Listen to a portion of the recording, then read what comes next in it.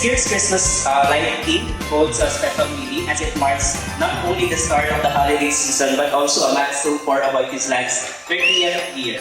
For 3 decades, Aboitiz-Land has been dedicated to building communities that bring people together in places they're proud to call home.